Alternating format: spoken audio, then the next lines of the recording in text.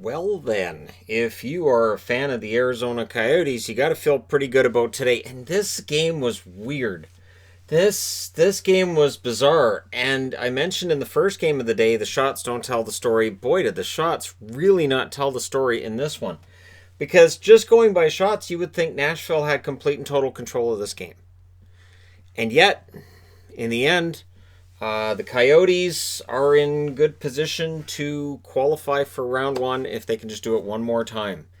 Very, very impressive game for the Coyotes. Hard to find any major flaws in this game for them. The defensive stifling style didn't quite work, and yet in the end, it's okay. In the end, it's fine. The Predators were up 4-0 in shots at 90 seconds. So I'm like, oh, this is an interesting strategy. They continued.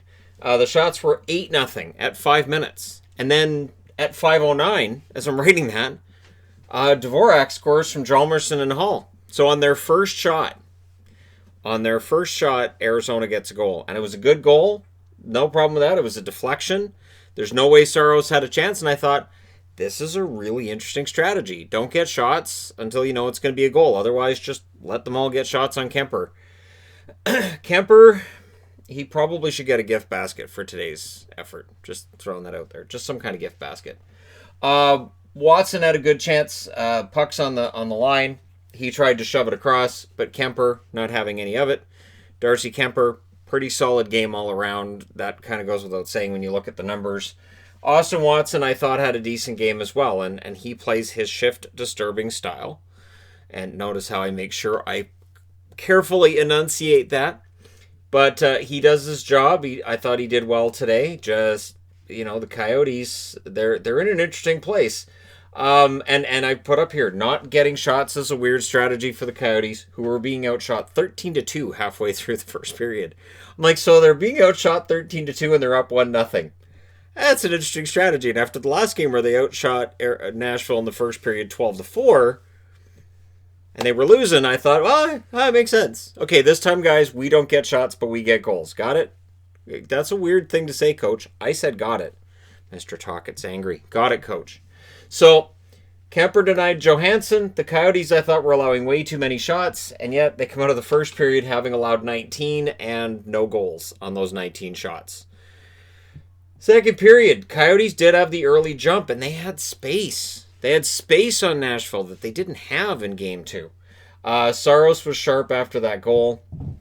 Again, he didn't really have a chance to save that one anyway, so I'm not going to put that on him. The Predators had a 3-on-2 that was smothered. Open actions both ways. And what I mean by smothered is just the Arizona defense recovered and made sure it didn't get to the net. And yeah, it was open action both directions, which I thought, again, kind of sort of should favor Nashville.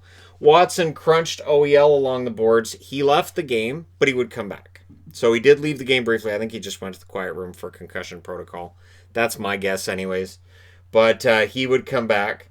And then Arvidsson scores the tying goal from Johansson at 7:31. And it was a bad turnover by Christian Fischer. And then he went over to the bench. I'm pretty good at reading lips. I'm pretty sure he said fudge.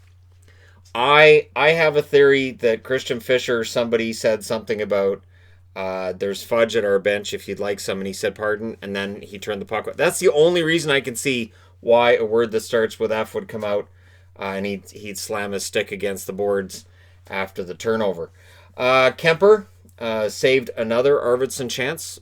Victor Arvidsson had a very good game. I thought he was excellent in this, but Arvidsson gets a high stick and the Coyotes go to the power play. Now, they don't score on that one. Pred's PK kept the Coyotes on the outside. Very, very solid penalty kill by the Nashville Predators. Much better defensive period, though, for the Coyotes. And this is where it's weird. They have a better period, I think, in general. And yet, Nashville scores a goal on one of the 5 shots they managed in that period. So they have 19 shots in this one, and they're behind. They have 5 shots in this one, and they tie it. Sure. These 2020 play-ins, there's some bizarre score lines in this. Third period, Kemper was tested early a few times, where Nashville obviously went, you know what, we can get this. We didn't have a great second period, but it's tied. Turris had a goal. They celebrated, and immediately Tocchet challenged it as offside. It's offside. There are always offside spotters. They know, they always track, okay, this play's offside. If it's a goal, we'll call it. If it's not, whatever. But they're watching all the time. So as soon as I see a challenge for offside, I know there's a 90% chance it's going to get overturned. Somebody's going to go look up the stats and go, it's not 80, it's more like 80%. But anyways, so the Tourist goal comes off the boards, and it felt like that was major because instead of Nashville having a lead, and what's interesting is, this is game 3, we have never seen a lead change. Tie games, yes, we've never seen a lead change in the series. That would have been the first. Kessel guilty of a slash. The Predators get their first power play at 2:03. So they had a goal that was taken back, and now they've got a power play to get it again. Arvidsson was denied by Kemper, and then shorthanded, Derek Stepan hits a crossbar. And it felt like that could have been really key as well. Like, okay, they got away with it, and the crossbar, good chances, and both Saros and Kemper keeping their team in this and making sure the game stayed tied until Connor Garland gets a goal from Stepan and Keller at 7:08. Great pass by Derek Stepan, and I thought that was a really good goal for Connor Garland. Nice to see him on the board. Saros then stopped a Kessel one-timer, and honestly, again, I thought both goalies played really well in this. Keller had a breakaway. Saros stopped that. The Predators were caught cheating at this point, so now they're pinching their defense down. They're trying to get that tying goal. So when there's a turnover with the speed that Arizona can muster, there's more danger of that turnover ending up in their own net. Great danger there. Crossbar away from a tie, the Predators push. So crossbar for the Preds after the crossbar for the Coyotes. Some really close calls there. And then Craig Smith with a careless penalty. The Coyotes get a power play with 5:20 left. It was an illegal check to the head. I'm as surprised as anybody else. I was surprised, was it 3 years ago, when I was like, why was that 2 minutes for an illegal check to the head? Shouldn't that be 5? And somebody pointed out there is no such thing as a 5-minute penalty for an illegal check to the head. So there is for slashing, but not an illegal check to the head. I'm not sure why that is, but yeah, Craig Smith goes to the box, and the Coyotes made him pay. This was only the second power play they had. It's a matter of taking those opportunities and making them work at the right time. It's Taylor Hall with the goal from Kessel and Ekman Larson at 15:38. And just to make sure there was no doubt this puck was in, he broke the camera inside the net. So the goal cam was broken, so they had to take a bit of a timeout in order to clean up the glass off the ice. But it's a highlight reel goal because he broke the camera, so look forward to that on your NHL Network videos and all your NHL net videos in general for the next probably 5 years because he broke the camera. So they got to get their money out of that camera somehow. Taylor Hall had a very good game. Goal and an assist here. You don't see him up here taking dumb penalties. He didn't get burned on plays that I saw. Played very, very well. So Nashville pulls the goalie with 2 minutes left, and within 6 seconds of Saros hitting the bench, Carl Soderberg gets the empty net at 18:06. Everything that could go right for Arizona did. This is one of those games where everything that can go right does. And yesterday, Nashville gets the win. Today it's Arizona. And now these teams will play again on Friday. And Arizona has a chance to send Nashville into the draft lottery. Which, again, and I was thinking about this watching too. I was thinking, if Nashville were to win that draft lottery, people wouldn't be happy with that either. I think it's going to be great when we hit the draft lottery on Monday.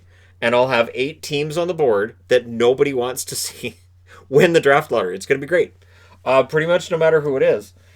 Things get kind of scrubby with 1 minute and 27 seconds left. The Predators ended up on the power play coming out of that, but it doesn't matter.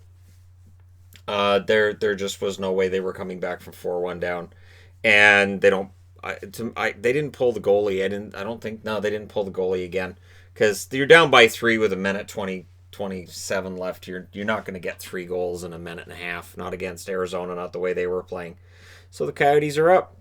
Shots were 19-9 in the first in favor of Nashville, so Arizona gets the goal in that period. The shots were 9-5 Arizona in the second period, so Nashville gets the goal in that period. The shots were 16-10 for Nashville in the third, so Arizona gets 3 goals, because that's how this works in this series. It's weird. Final shots 40-28 in favor of Nashville, but honestly, I thought Arizona played really well. I don't think the shots necessarily tell the story.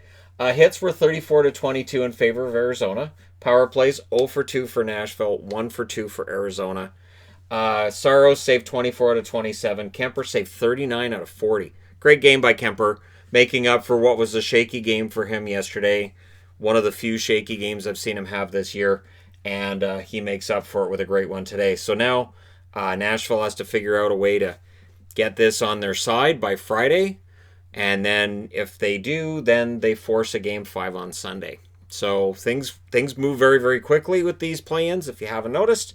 And now Arizona suddenly has the momentum back. We'll see if they can close it out in Game 4. Let me know your thoughts in the comment section below regarding this game. Don't forget to hit like and subscribe if you're browsing your way through. You just happened upon this video. And hey, thank you guys so much for watching, for all your support. I will talk to you again soon.